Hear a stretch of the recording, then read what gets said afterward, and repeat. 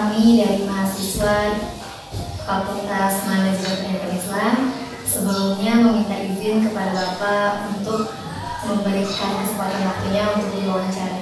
Ya, boleh silakan. Jadi bagaimana Pak konsep dan juga tujuan manajemen di yayasan ini? Kalau konsep di yayasan ini kita memadukan antara kepesantrenan dengan sekolah. Kita gabung dua konsep ini agar anak-anak didik kita, siswa-siswa di sini mendapatkan pembelajaran yang maksimal, bukan hanya dapat dunianya tapi akhiratnya jadi hal yang utama bagi mereka.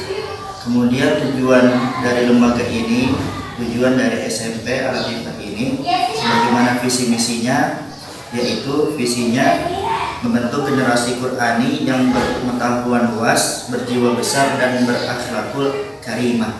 Sedangkan visinya yang pertama menanamkan akidah yang lurus dan memberikan bekal pemahaman agama yang benar. Kemudian menjadikan Al-Quran dan As-Sunnah sebagai pedoman hidup, kemudian mengajarkan ilmu agama dan ilmu umum secara seimbang, dan yang terakhir adalah membangun kepribadian yang mandiri dengan memiliki bekal keterampilan yang dapat diandalkan. Lalu kurikulumnya itu direncanakan atau diimplementasikan? Ya, jadi sebagaimana yang tadi saya singgung, jadi kita memadukan antara kurikulum pesantren dengan kurikulum sekolah. Ya.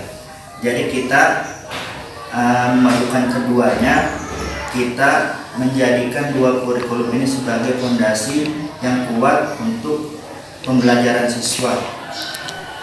Sedang kalau misalkan yang dari kurikulum pesantren itu kita rumuskan sendiri, semua elemen kita libatkan di sini, sedangkan yang kurikulum dari dinas kita hanya terima jadi saja apa yang dinas inginkan dari SMP Al-Latifah untuk diajarkan di sini. Lalu siapa saja Pak yang dilibatkan dalam pembuatan kurikulum itu? Kalau yang dari dinas tadi udah saya sebut, kita terima jadi saja dari sana, yang mungkin di sana sudah dirumuskan dengan para pakarnya di sana. Kemudian kalau kurikulum pesantren di sini kita melibatkan semua pihak yang terkait, ya, baik dari dewan guru sampai ke tingkat yayasan, semua struktural kita libatkan untuk mendapatkan perumusan kurikulum yang maksimal. Kemudian apakah ada syarat-syarat tertentu dalam pembuatan kurikulum? Sebelum kita membuat kurikulum, kita harus melihat beberapa faktor terlebih dahulu. Yang pertama, apa visi misi kita? Dari visi misi itu nanti kita implementasikan, kita tuangkan ke dalam kurikulum tersebut agar visi dan misi kita dapat tercapai di dalam diri seorang anak tersebut. Kemudian kita lihat kemampuan para siswa-siswa ini, apakah mereka mampu untuk melaksanakan kurikulum tersebut, ya, agar hasilnya maksimal. Tentu harus memenuhi syarat-syarat yang telah sekolah dan pesantren tetapkan. Kemudian dari kurikulum yang sudah diterapkan di sini, apakah ada kelemahan dan kekurangannya? Kelebihan, Iya. ya, untuk kelebihannya, ya, kita bukan hanya kurikulum sekolah. Sekolah insya Allah sudah dapat keilmuan umumnya. Kemudian kita ditambah kurikulum pesantrennya. Kurikulum pesantren ini malah menjadi nilai utama, menjadi pokok utama dalam kurikulum SMP Al-Latifah. Karena yang tujuan kita di sini ya, untuk mengutamakan akhiratnya dulu dibanding kehidupan dunianya. Ya, jadi kelebihannya tentu sangat berbeda dengan sekolah SMP di luar sana. Kemudian kekurangannya saya belum melihat kekurangannya. Mungkin kita bisa melihat dari kondisi seorang siswanya dengan kemampuan yang dia miliki disertai dengan keterbatasan yang dia punya. Ya, mungkin dengan kurikulum yang kita buat, anak tersebut ya tidak bisa mengikutinya secara maksimal. Jadi pembelajaran pun tidak bisa optimal, tidak bisa menerima dengan baik karena keterbatasan siswa yang dimiliki. Kemudian untuk hasil penilaian belajar di sini bagaimana? Hasil penilaian belajar siswa di sini kita juga berbeda di sekolah SMP yang lainnya. Kita menerapkan dua sistem. Yang pertama sama seperti yang lain, yaitu tes tulis, ya ujian tulis. Tapi selain ujian tulis juga ada ujian lisan.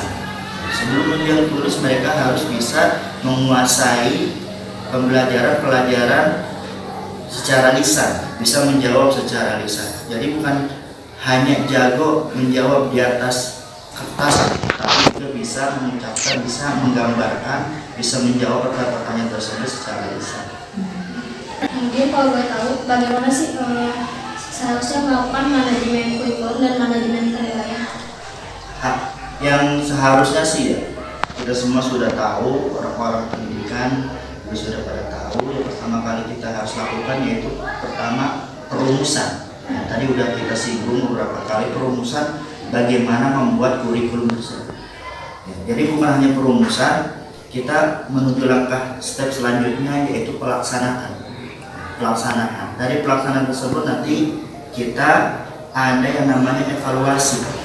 Akhirnya nanti evaluasi bagaimana kita melihat apakah perumusan yang telah kita lakukan ada kekurangan atau tidak. Kalau ada kekurangan kita segera tutupi, bagaimana solusinya agar kurikulum pendidikan yang ada di SMA Latifah ini berjalan maksimal lebih baik. Kemudian langkah apa sih yang Bapak harapkan ke depannya sebagai kepala sekolah di sini? Saya harap sih, kami berharap semua yang ada di sini SMA Latifah bisa maju berkembang dengan baik, berkembang dengan pesat, bisa menjadi fondasi bukan hanya di bidang pendidikan tapi agama Islam.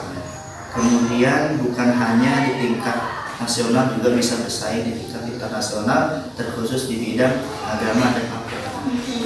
Semoga kedepannya lembaga ini bisa semakin sukses, semakin maju, dan apapun yang tadi Bapak harapkan bisa tercapai. Amin. Baik Pak, terima kasih atas waktunya. Maaf mengganggu banget ini. Wassalamualaikum warahmatullahi wabarakatuh.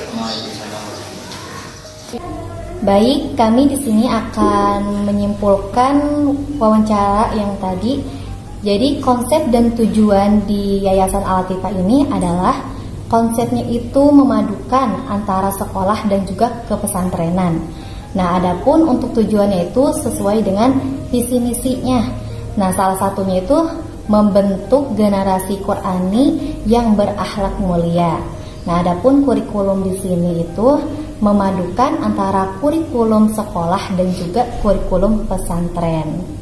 Kemudian untuk syarat-syarat pembuatan kurikulum di Yayasan Al-Latifah ini, yang pertama mereka melakukan atau menjalani visi misi yang ada di pondok pesantren ini. Nah, agar kedepannya bisa dievaluasi apakah pondok pesantren ini memenuhi syarat-syarat yang telah ditentukan. Kemudian untuk kelebihan dan kekurangan yayasan ini, untuk kelebihannya tentu saja yayasan ini memiliki sesuatu yang tidak dimiliki oleh sekolah lain ya. Contohnya seperti kita lebih dominan ke keagamaannya. Kemudian untuk masalah penilaiannya, penilaian belajar siswa yaitu dengan biasa di sini tuh setiap tahunnya mengadakan 2 kali ujian, yaitu ujian tulis dan ujian lisan, yang dimana siswa dilatih untuk tidak hanya mampu menulis jawaban di atas kertas, tapi juga mampu menjawab segala pertanyaan yang ditanyakan Secara lisan. Kemudian adapun yang diharapkan kepala sekolah kepada lembaga ini ke depannya yaitu semoga lembaga ini bisa lebih maju dan mampu bersaing dengan sekolah-sekolah lain, bukan hanya tingkat nasional tapi juga tingkat internasional. Amin. Nah, mungkin hanya itu kesimpulan yang bisa kami sampaikan. Kurang lebihnya mohon dimaafkan. Wassalamualaikum warahmatullahi wabarakatuh.